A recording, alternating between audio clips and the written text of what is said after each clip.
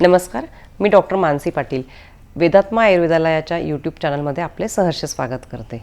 आज आपण जाणून घेऊयात उद्वर्तन किंवा उठणे याबद्दल। मागच्या व्हिडिओमध्ये आपण अभ्यंगाबद्दल माहिती घेतली। भारतीय संस्कृतीत दिवाळीत उठणे लावून आंघोळ करण्यास सांगितलेली आहे। हजारो वर्षापूर्वी सांगितलेली ही गोष्ट 21व्या शतकातही आपण आवर्जून ती करतो। याचा अर्थ ती आपल्यासाठी किती महत्त्वाची आहे हे आपल्याला समजते। उठणे त्यालाच उद्वर्तन असेही म्हटले जाते। उद्वर्तन म्हणजे विरुद्ध दिशेने घर्षण करणे असा याचा अर्थ होतो। उठण्याचा उल्लेख हा नेहमी सुगंधी उठणे असा केला जातो आणि अर्थातच यातला सुगंध हा मनाला प्रसन्नता देण्यासाठी असतो। अगदी सोप्या भाषेत सांगायचं म्हटलं तर उठणे हे शरीर स्वच्छ करण्यासाठी वापरलं जातं। आता हे उठणे किंवा उद्वर्तन कसे तयार करतात तर विविध वनस्पती चूर्णांना एकत्र करून उठणे बनवले जाते। तर आता हे उठणे कसे लावावे हे आपण समजून घेऊयात। अभ्यंगानंतर उठणे किंवा उद्वर्तन वापरले जाते। ते वापरताना त्यामध्ये तीळ तेल, गुलाब पाणी, साय, दूध किंवा लोणी यापैकी काहीतरी एकत्र करून त्याचा शरीरावर बारीक थर लावावा किंवा ज्याला आपण हलकासा लेप लावावा आणि तो वाळल्यानंतर विरुद्ध दिशेने घासून काढावा आणि त्यानंतर गरम पाण्याने स्वच्छ आंघोळ करावी। आता उठण्यामध्ये काय टाकून ते तयार करावं हे ऋतूनुसार, त्वचेच्या प्रकारानुसार, प्रकृतीनुसार, आवडीनुसार ठरत असते। शरीराला कोरडेपणा निर्माण होतो किंवा मुळातच काहींची त्वचा ही ड्राय स्किन या प्रकारात मोडते।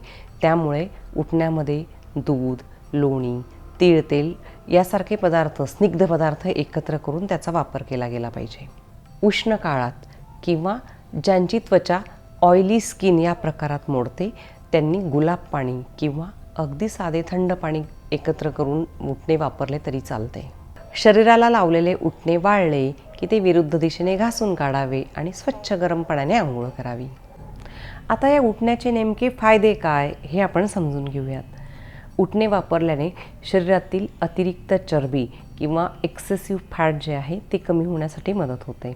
हा सगळ्यात मोठा फायदा त्याचा आहे। घर्षणामुळे मृत त्वचा किंवा डेड स्किन असं ज्याला आपण म्हणतो किंवा स्किन एक्सफोलिएशन होऊन त्वचा स्वच्छ, सुंदर, नितळ आणि ताजीतवाणी दिसते। शरीरातील घामामुळे निर्माण झालेला दुर्गंधही याने कमी होतो किंवा यामुळे खाजेसारखे जे विकार असतात ते उठण्याच्या वापराने कमी होतात। शरीरातील जडत्व कमी होते, आळस कमी होतो आणि अतिशय हलकेपणा आपल्याला जाणवतो आणि अर्थातच त्यामुळे उत्साह वाढतो। उद्वर्तनाच्या वापराने त्वचेवरील मुरूम किंवा डाग जे असतात ते, वांग हे कमी होण्यासाठी मदत होते। उद्वर्तन ही बाह्य चिकित्सा असली तरीसुद्धा अभ्यंतरतः याचे अनेक फायदे होतात। रक्तप्रवाह वाढून शरीरामध्ये उत्साह वृद्धी होते आणि आपली कार्यक्षमता वाढण्यास मदत होते। जाड व्यक्तींमध्ये वजन कमी करण्यासाठी पावडर मसाज या नावाने उद्वर्तन हीच चिकित्सा केली जाते। सुगंधी उठण्यामध्ये चंदन, वाळा, ज्येष्ठमध, अनंतमूळ, मंजिष्ठा, सुगंधी कचोरा यासारख्या औषधी द्रव्यांचा वापर केला जातो किंवा चिकित्सा म्हणून जर त्याचा उपयोग करायचा असेल तर व्याधीनुरूप त्याच्यामध्ये आणखी काही औषधी द्रव्ये ॲड करता येतात। अशा या अतिशय नैसर्गिक, निसर्गापासून निर्माण झालेल्या, निसर्गातून आलेल्या सर्व द्रव्यांचा आपण योग्य पद्धतीने जर वापर केला तर अनेक व्याधींपासून आपण मुक्त होऊ आणि आनंदाने जीवन जगू।